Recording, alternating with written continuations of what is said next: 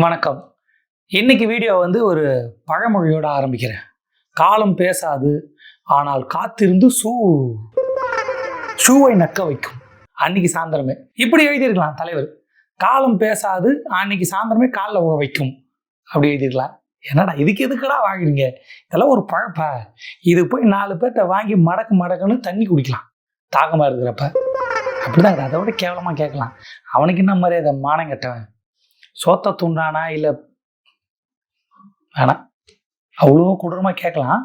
அதனால் இப்போ எதுக்கு தேவையில்லாத்து காலில் உந்த நாயை செருப்பால் வச்சு என்ன புண்ணியம்? யாரையோ சொல்கிறான், யாரோ எங்கேயோ காலில் காலை நக்கி இந்த கால் விரலில் இருக்கிற அழுக்க நாக்கால் எடுப்பான் பொழுது. என்னடா இது வெக்கமா இல்லையா? எதுக்கடா பேசணும்? யாரை சொல்கிறேன்னு உங்கள் எல்லாருக்கும் தெரியும். நான் தான் சொல்லி தெரியணும் அவசியம் இல்லை. எவன் காலில் ஊறான், காலை நக்குறான், கால் நகத்தில் இருக்க அழுக்க நாக்காலே எடுக்கிறான். இவ்வளோ கேவலமாக பேசணுமான்னா பேசணும். இன்னைக்கு நான் யாரை பற்றி பேச போகிறேன்னா இதுக்கு மேலே தான் பேச போகிறேன். இதுக்கு முன்னாடி பேசுறதுனா ஒரு மானங்கெட்ட பிச்சைக்கார எச்சக்கால நாயை பற்றி பேசினேன். இப்போ நான் ஒரு நாகரிகமான மனுஷனை பற்றி பேச போகிறேன். யாருன்னா ஆதவ அர்ஜுனா. ரொம்ப நாகரிகமான ஆள். காலில் காலால் நக்க மாட்டான் ஆள். வீரண்ட மேடையிலே அவதூறு பேசுவான், மேடையிலே மன்னிப்பு கேட்பான். அந்த அளவுக்கு வீரன் ஆதவ் அர்ஜுனா. என்ன மன்னிப்பு கேட்டாரு? காலையில் தலைவர் ஒரு அறிக்கை விட்டார். காலம் பேசாது, காத்திருந்து பதில் சொல்லும் நேரு. சாயந்தரமே காலில் உண்டாள். யாரு? ஆதவ அர்ஜுனா. மன்னிப்பு கேட்டாப்புல தலைவர்கிட்ட. மன்னிச்சிங்க தலைவரே, பகிரங்கமாக நான் மன்னிப்பு கேட்குறேன். நான் ஒரு மானம் கெட்டவன், தெரியாமல் பேசிட்டேன், என்னை மன்னிச்சிருங்கன்னு மேடையிலே மன்னிப்பு கேட்டேன். மன்னிச்சோடனே அந்த கதையை விட்டுடலாமா? சூப்பராக விடலாம். விடுறதுக்கு தான் வீடியோ போடுறோம். விட்டுறலாம். அவர் நல்ல வரல, ஏதோ தெரியாமல் பேசிட்டாரு, ஏதோ டேட்டாவை தப்பாக சொல்லிட்டாரு, அதனால மனம் வருந்தி இல்லை திருந்தி மன்னிப்பு கேட்குறான். வேணும்ன்ட்டு பேசினா என் ஆள் மேடையில் எதுக்கு அப்படி பேசணும்? அவர் ஒரு நடிகர், அரசியலுக்கு அவருக்கு சம்மந்தம் இல்லை. அவரை மேடையில் பேசி அவர் பயந்துட்டாருன்னு எதுக்கு சொல்லணும்? எதுக்கு இப்போ காலில் விழணும்? எதுக்குன்னா ஒரு கள்ளத்தொடர்பை மறைக்கிறதுக்காக ஒருத்தர் என்னென்னலாம் பண்ணுறான் பாருங்க. கள்ளத்தொடர்பு யாருன்னா இதுக்கு மேலே நான் அப்படியே எலெக்ஷனே போச்சு. இதுக்கு மேலே யார் எவரு கேள்வி அதெல்லாம் எதுக்கு? நடிகர் விஜய் இல்லைல்ல, டிவிக்கு தலைவர் விஜய் கள்ளத்தொடர்பு வச்சுதான் அவங்க மனைவி விவாகரத்து வழக்கு ஒன்று கொடுத்தாங்க. அது தீயா பரவ நேரத்தில் எங்காலு போயிட்டா த்ரிஷாவை கூட்டின்னு வேற இதுக்கு போயிட்டாரு. அந்த கதையை மறைக்கிறதுக்காக தலைவர் திருமா, நடிகர் விஜய், முதல்வர் இப்படி எல்லாரை பற்றி அவதூறு பேசி தசை திருப்பிட்டு ஆளு டேலண்ட். இந்த விஷயத்துல இந்த மாமனார் காசுல வாயை வளர்த்து வருகிறான்ல அவன் வெயிட்டு. எப்படி எந்த கதையை மாற்றி இப்போ எந்த கதையை பேச வச்சு பேசிட்டு அவனே மன்னிப்பு கேட்டு அப்படியே டாப்பிக்கை மாற்றி கொண்டு போயிட்டான் பாருங்க. சூப்பர்ல. கள்ளத்தொடர்பு என்ன? அது ஒரு மனுஷன் பெண்களுக்கு பாதுகாப்பு கொடுக்கணும். நான் எல்லாருக்கும் சீர் செய்வேன், மோர் செய்வேன், மாமன் சீரு, மாமனார் சீரு, மச்சின்ச்சி சீரு, அப்புறம் அண்ணன் சீரு, தம்பி சீரு, சித்தப்பா சீரு, மோர் அப்படின்னு சொன்னவன் சொந்த குடும்பத்தையே விட்டானே. கல்யாணத்துக்கு வேற ஏதோ ஒரு நடிகை கூட அந்த மாதிரி ரிசப்ஷன் போய் அட்டன் பண்ணுறாரு, பொண்டாட்டி பிள்ளைய விட்டாரு இப்படின்னு கேட்ட விஷயத்த மாற்றி சம்மந்தமேல ரஜினியை திட்டி இதுக்கு ரஜினி ரசிகர்கள் அப்படியே தூக்கி கவுத்து போட்டு பெண்ட் பண்ண வச்சு அப்படியே எடுத்து ஒரு உதைச்சாங்க. வேற எதுவும் பண்ணல. உதைச்ச உதையில ஐயா மன்னிச்சுருங்க மன்னிப்பு கேட்டான். இப்போ மன்னிப்பு கேட்டதை பற்றி வருத்தப்படுவானா? மான ரோஷம் இருக்கிறோம், வருத்தப்படுவான். ஐயோ ஒரு புது மேடையில் மன்னிப்பு கேட்குறமே, அது நெருடலாக இருக்குமே, உறுத்துமே, இனிமேல் அடுத்த மேடையில் நம்ம ஒழுங்காக பேசணும், நான் வருத்தம் தெரிவிச்சுக்கிறேன், நான் பேசுனதுல எந்த தப்பும் இல்லை, நான் இதை அப்படி சொல்ல வந்துட்டேன், இப்படி சொல்ல வந்துட்டேன், பகிரங்கமாக மன்னிப்பு கேட்குறேன்ட்டான். மானம் கேட்டான். மானமா? இதெல்லாம் ஒரு கட்சியா? தலைவர் அது கூட பரவாயில்ல, ஏதாவது வேற ஒரு பொண்ணு கூட அது குடும்ப பிரச்சனை பர்சனல் பேசிக்கலாம். குடிகார பசங்களா இருக்கிறானுங்க. நீ எல்லாம் எப்படா ரஜினியை பத்தி பேசலாம்?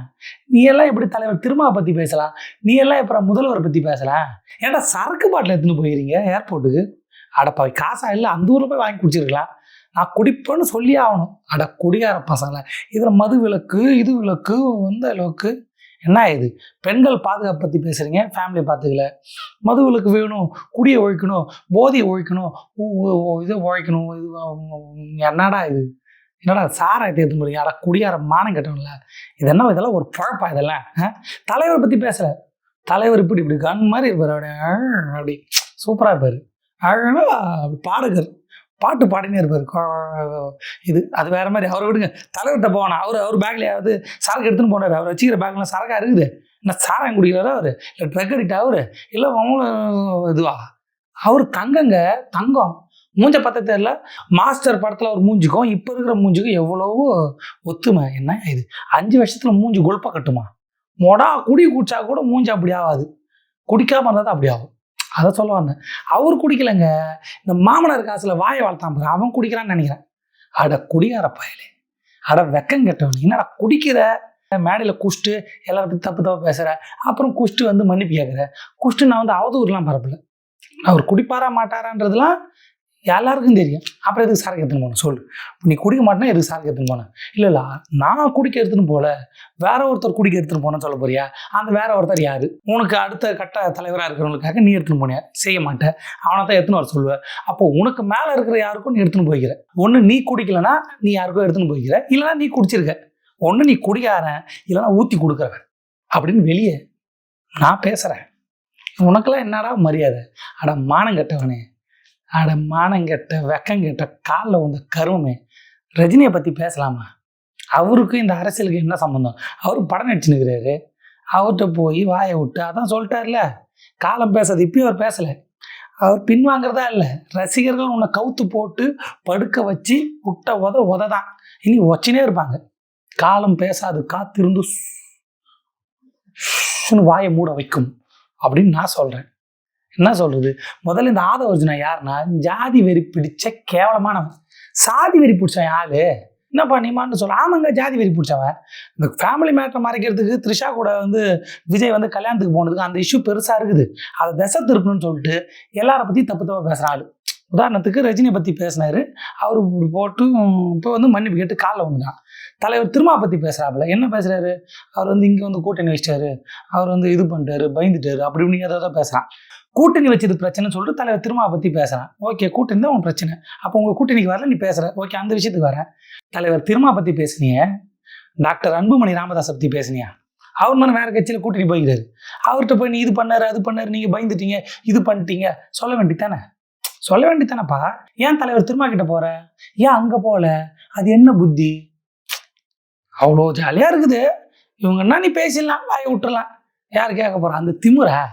உனக்கு கூட்டணி தான் பிரச்சனை, அவரு தான் கூட்டணி வச்சுக்கிறாரு, அவரை பற்றி பேச இல்லை, பேசிதான் பாரு. பிரச்சனை அது இல்லை, 2 விஷயம்.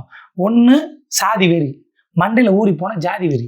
டிவிகே கட்சியில் இருக்கிற பாதி பேருக்கு ஜாதி வெறி, பாதி பேர் இல்லை 90%, 99% எல்லாருக்கும் ஜாதி வெறி இருக்குது, எல்லாருக்கும் இருக்குது. ஏன்னா இப்படி பேசுகிறப்ப யாரும் கேட்கல. எதுக்குப்பா தலைவர் திருமா பற்றி பேசுகிற? விஜய் கேட்டிருக்குமா இல்லையா? தலைவர் திருமா பற்றி பேசக்கூடாது சொல்லியிருக்குமா இல்லையா? இல்லை பேசுகிற, விமர்சிக்கிற, கரெக்டு, விமர்சி, எல்லாரும் விமர்சி. ஏன் விமர்சிக்கலன்னா அவங்க கூட்டணி இந்த பக்கம் வச்சுட்டாங்க, என்டிஏ கூட. தேவையில்லாத்து ஆயிரம் வந்து நம்ம ஆள், நாளைக்கு அங்கே தான் நம்ம போய் சேர போகிறோம். ஐயோ அவசரப்பட்டு வாயை விட்டு எதாவது மாட்டுது. இல்லை அப்படி இல்லை, அவர் வந்து கரெக்டான ஆள், இந்த மாதிரி கூட்டணி வச்சு எல்லாரும் விமர்சிப்பாருன்னா ஏன் அவரை விமர்சிக்கல? ஏன் தலைவர் திருமா மட்டும் தொட்ட? ஏன்னா ஜாதி வெறி. 2த்துல ஒன்றா தானே இருக்கணும். இல்லை 2மே இருக்கும். நான் சொல்கிறேன் 2மே இருக்குது. மட்டமான மானங்கட்ட என்ன சொல்கிறது? எலெக்ஷன் டேட் அறிவிச்சிட்டாங்க, இன்னமும் ஜாதி வெறி பிடிச்சி சுற்றினுங்கிற. நீ வந்து வில்லிவாக்கத்தில் நிற்க போகிற. வில்லிவாக்கம் வந்து எனக்கு தெரிஞ்சு அது வட சென்னை சைடு தான் வரும்னு நினைக்கிறேன். அந்த சைடில் தான் வரும். வட சென்னையில் இருக்கிறவங்க தான் கஞ்சா அடிக்கிறவங்க, ரவுடின்னு அங்கே போய் நிற்கிற. அவங்க ஓட்டு போடாமல் ஜெயிச்சிருவேன் நீ? எதை வச்சு அவங்களாம் ரவுடி? அங்கே தான் வந்து ட்ரக் அதிகமாக போகுது, கஞ்சா அடிக்கிறாங்க, கஞ்சாவும் ரவுடிஸத்தை கொடுத்தா அவங்க வந்து ஓட்டு போட்டுருவாங்கன்னு சொன்னால் அங்கே போய் நிற்கிற. எந்த எண்ணத்தில் அப்படி பேசுனேன்? இப்போ எதுக்கு அங்கே போய் நிற்கிற? நீ தான் ஃப்ளைட்டில் சரக்கு பாட்டில் எடுத்துன்னு போனோன்னாச்சே, சரக்கு கொடுத்து வாங்கலான்னு பார்த்தியா? எல்லாம் படிச்சிருக்கிறானுங்க, செருப்பை கைட்டு அடிப்பானுங்க. அந்தமாரி ட்ரக்கு சரக்குன்னு பேசினா மக்கள் செருப்பை கைட்டு அடிப்பாங்க. என்ன இது? ட்ரக்கு கொடுத்தா, கஞ்சா கொடுத்தா, ரவுடிசம் கொடுத்தா அவங்க வந்து ஓட்டு போடுறாங்களா? அப்படி தான் ஜெயிக்க வச்சாங்களா? இப்போ எதுக்கு நீ நிற்கிற அங்கே? உனக்கு தான் அந்த மக்கள் அப்படியேப்பட்ட மக்கள் ஆச்சே, நீ வேற எங்கே போய் நிற்க வேண்டியதானே? உனக்கு தான் தலைவர் திருமானா கேவலம், உனக்கு தான் ஒடுக்கப்பட்ட மக்கள்லாம் கேவலம் ஆச்சுல. அந்த வடச்சனில் இருக்கிறவங்க, கஞ்சா அடிக்கிறவங்க, ரவுடிசம் பண்ணுறவங்க, ஒடுக்கப்பட்ட மக்கள்லாம் கேவலமாக பேசுவேன். உங்களோட தலைவர் பிரச்சனை, அவரோட கள்ளத்தொடர்பு வச்சிருக்கிறாரு, அவர் வந்து இந்த விவாதத்து மேட்டரில் மாட்டினுக்கிறாரு, அவர் பர்சனல் இஷ்யூ பெருசாகிடுச்சு, அதை மறைக்கிறதுக்காக கண்ணாபின்னான்னு பேசுவேன். அப்படி கண்ணாபின்னான்னு பேசுறது செலக்டிவாக பேசுகிறேன். செலக்டிவ் எதன் அடிப்படையில் இருக்குது? ரொம்ப சாதாரணமாக இந்த ஆள், இந்த அதாவது மாமனார் காசில் வாயை வளர்த்தவனெல்லாம் சாதாரணமெல்லாம் விடக்கூடாது. என்னப்பா இப்படி பேசுகிற? அப்படி தான் பேசுவேன். நான் வந்து ஆதவர்ஜுனாவா மேடையில் போய் மன்னிப்பு கேட்குறதுக்கு? அப்படி தானே பேசுவேன், அப்படி தான் பேசுவேன். அப்படி தான் நீ பேசி வச்சிருக்கிற. முதல்வருக்கு பயன்ற நான் உனக்கு சொல்ல மாட்டேனே. நீ முதல்வரை பற்றி பேசுறதுக்கு பெரிய ஆளா? அப்போ நீ பெரிய ஆள், நான் உன்னை பற்றி பேசுறதுக்கு பெரிய ஆள் தான். வாடா சண்டைக்கு வாடா, நீ கூப்பிட்ற 1 to 1 வாங்க, ஒரே மேடையில் உட்காந்து பேசலாம், என்கிட்ட உட்காந்து பேசு, தில் இருந்தால் பேசு. நீலாம் யாரா என்ன கூப்பிட்ற நீ கேட்டா அப்போ அவங்க கேட்க மாட்டாங்களா? யாரா நீ மாமனார் காசில் வாயை வளர்த்தவன் நீ என்ன கூப்பிட்ற அவங்க கேட்க மாட்டாங்களா? இந்த விமர்சனம்லாம் வரும்ல. எலெக்ஷன் வந்துருச்சு, விமர்சனம் வைப்பாங்க. இவன் வந்து வில்லிவாக்கம் தொகுதியில் நிற்கிறான். அங்கே இருக்கிற உழைக்கும் மக்கள்லாம் கஞ்சா கொடுத்தா ரவுடிசம் அப்படி நீங்கள் உங்களுக்கு கொடுத்துட்டா ஓட்டு போட்டுருவீங்க அப்படின்னு கேவலமாக பேசினா அவன் அங்கே நிற்கலாமா? ஓட்டு வாங்குவானா அவன்? சூப்பராக போடுவாங்க. அதுவும் அங்கே ரஜினி ரசிகர்கள் அதிகம், அஜித் ரசிகர்கள் அதிகம். இப்போ வளர்ந்து வரலாம் சிவகார்த்திகேயன் ரசிகர்.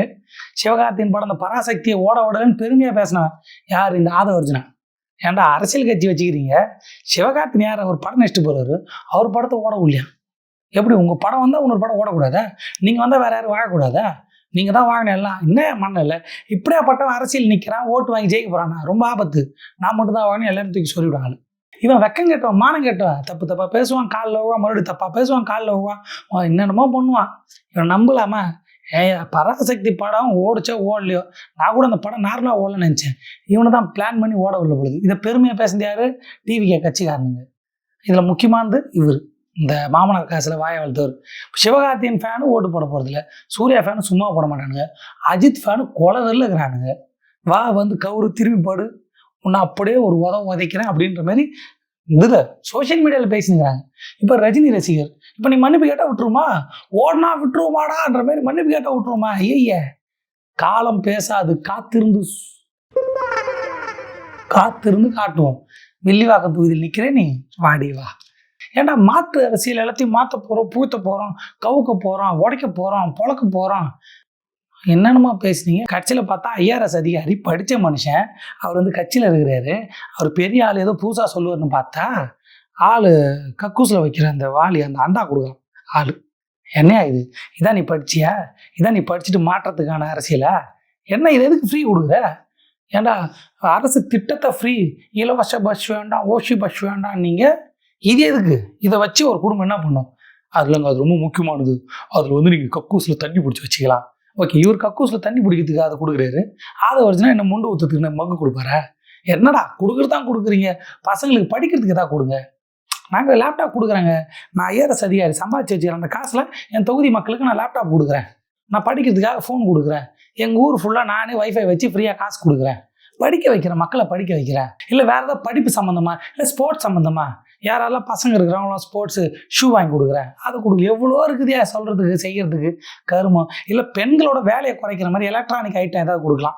கொடுக்கணும்னு ஆகி போச்சு, கொடுத்து தான் ஓட்டு வாங்கணும், கேவலமான வேலையாகி போச்சு.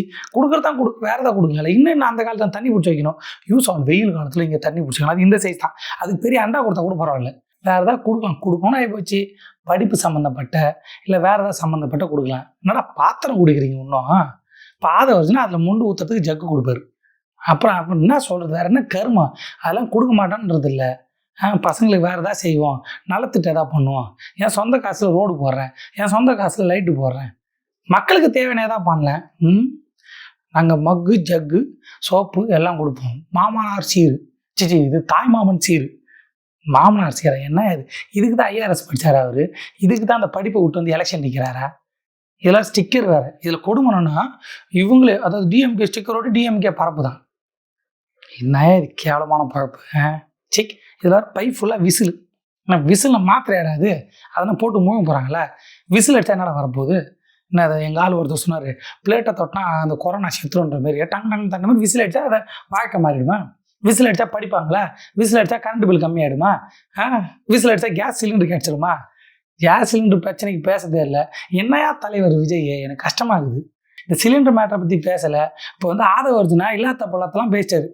நடிகர் ரஜினியை பற்றி பேசிட்டு, உங்களோட சீனியர், நீங்கள் காலில் வந்து கும்பிட்டு நீங்கள் எப்பவுமே கும்பிட்ற ஒரு உங்கள் மூத்த நடிகர், அப்படி பேசக்கூடாதுன்னு ஒரு அறிக்கை இல்லை. இந்த ஆளுக்கு ஒரு வார்னிங் கொடுக்கல. விடுதலை சிறுத்தையில் இப்படி தான் பேசின ஆள் ஓடு வெள்ளன்னு சொல்லி துரத்தி விட்டாங்க. நீங்கள் எதாவது பண்ணல, அதை கூட பண்ண தைரியம் இல்லை. நீங்களாம் ஒரு தலைவரை, ஏங்க அப்படிலாம் பேசாதீங்க. அரசியல் பேசுங்க. அவர் எவ்வளோ பெரிய மனுஷன், எனக்கு முன்னோடி. அவரை பற்றி தான் தப்பாக பேசக்கூடாது. தலைவர் திரும்ப பற்றி தப்பாக பேசக்கூடாது. இந்த முதல்வர் பற்றி தான் தப்பாக பேசாதீங்க. அரசியல் விமர்சனம் வைங்க. ஓட்டு வாங்குறதுக்கு என்னென்ன வேலை செய்யணும் அதை செய்யுங்க. எதுங்காவது ஒரு பரப்புறீங்க, அப்புறம் எதுங்க காலில் விடுறீங்க, கேவலமாக இருக்குது அப்படின்னு சொல்லுங்கள். அதெல்லாம் வேணாம். சிலிண்டர் கிடைக்கல, பெட்ரோல் விலை ஏறி போச்சு, உலக போர் நடக்குது, எப்ஸ்டைன் ஃபைல்ஸ்னு ஒன்று பேசினுக்கிறாங்க. எதையாவது பேசலாம், அதுவும் இல்லை. இங்கே என்ன நடக்குது அதையாவது பேசலாம். எதுவுமே பேசாமல் என்ன தலைவர், என்னையா இது கட்சி? ஃப்ளைட்டில் போகிறப்ப சரக்கு பாட்டில் எடுத்துன்னு போகிறீங்க. 41 பேர் இறந்ததுக்கு இன்னமும் வேற ஒருத்தர் மேலே பழிய போட்டுனுக்கிறீங்க. திருந்தே மாட்டீங்க. இது அண்டா கொடுக்குறீங்க தண்ணி பிடிச்சி வைக்க, கால் கழுவுறதுக்கு ஜக்கு வாங்கி கொடுக்குறீங்க. இதில் வந்து நாங்கள் ஓஷு வேண்டான்னுவீங்க, அப்புறம் ஓசி கொடுக்குறேன்னீங்க. மாமனார் சீரு, மச்சிஞ்சி சீரு, குடியார பாயெல்லாம் கட்சியில் வச்சுன்னுக்கிறீங்க. எனக்கு தெரிஞ்சு ஓப்பனாக எவ்வளோ பேர் இருக்கிறாங்க சரக்கு அடிக்க. நானும் இந்த வரலாறுல கேள்விப்பட்டிருக்கேன். ஃப்ளைட்டில் போகிறப்ப சரக்கு பாட்டில் எடுத்துன்னு போனேன். இன்றைக்கி தான் பார்க்குறேன். சரக்கு பாட்டில் எடுத்துன்னு போயிட்டு வெக்கமே இல்லாமல் மானங்கட்ட தரமாக மேடையில் ஏறி பேசி மன்னிப்பு கேட்டு கேவலமாக ஒரு மனுஷன் இருக்க முடியாது. இது ஒரு தலைவர் கட்சி, அருவருப்பா, அசிங்கமாக இல்லை. டிவிகே கட்சிக்கார விஜய் ரசிகர்கிட்ட கேட்குறேன், இது என்ன கரும்பு பிடிச்ச கட்சி? நேற்று பார்த்தா ஃப்ளைட்டில் சரக்கு எடுத்துன்னு போகிறான். சரக்கு எடுத்துன்னு போயிட்டு அடுத்த நாள் வந்து மேடையில் வந்து மன்னிப்பு கேட்குறான். அதுக்கு முன்னாடி பார்த்தா திமிர் மேலே பேசுகிறேன். ஒருத்தன் பேசினா நான் பேசுனேன் அப்படி தான், மன்னிப்புலாம் கேட்க மாட்டேன். நான் சொன்னது தப்புன்னு நிரூபிங்க, அப்புறம் பார்த்துக்கலாம் அப்படி சொல்ல வைக்கிறக்கமாக நான் காலில் ஊறேன். சரக்கு எடுத்துன்னு போகிறானுங்க. குடும்ப பிரச்சனை, பொண்டாடி டைவர்ஸ் கேட்டுக்குது. வேற ஒரு நடிகை கூட வந்து கல்யாணத்துக்கு போகிறாப்புல. 41 பேர் இறந்ததுக்கு இன்னமும் வேற ஒருத்தர் மேலே பழி போடுறாரு. அப்புறம் சிபிஐ விசாரணைக்கு போட்டது பெரிய நான் வந்து அவார்டு வாங்கிட்டேன்னு கையை காட்டின்னு கருமு இன்டர்நெட்டு காரி முழிறாங்க. அசிங்கமாக இருக்குதியா.